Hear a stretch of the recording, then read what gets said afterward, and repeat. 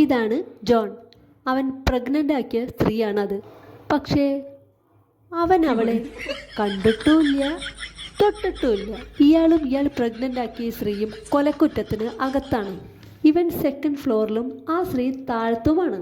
ഒരിക്കൽ ഇവന് മനസ്സിലായി താഴെയുള്ള വെന്റ് വഴി താഴെയുള്ള ആളുമായി സംസാരിക്കും. അങ്ങനെ അവർ സംസാരിച്ച് ലോങ് ഡിസ്റ്റൻസ് റിലേഷൻഷിപ്പിലായി. അങ്ങനെ ഇരിക്കുമ്പോഴാണ് ഈ ഡെയ്സി പ്രഗ്നന്റ് ആവുന്നത്. അവിടെയുള്ള ഓഫീസേഴ്സ് എല്ലാം വിചാരിച്ചു സ്നീക്ക് ഔട്ട് ചെയ്ത് ഇവർ മീറ്റ് ചെയ്യുന്നുണ്ടാവുന്നു. പക്ഷേ ഇവർ സെല്ലിൽ നിന്ന് പുറത്ത് കടന്നിട്ടില്ല. അപ്പോൾ നടന്നത് എന്താന്ന് വെച്ചാൽ ഈ ജോൺ സംഭവം ഒരു പ്ലാസ്റ്റിക് കവറിൻ്റെ അകത്ത് നന്നായി കെട്ടി റാപ്പ് ചെയ്തതിനു ശേഷം ആ ഒരു താഴെയുള്ള വെന്റ് വഴി ഡെയ്സിക്ക് ഇട്ട് കൊടുക്കുന്നു.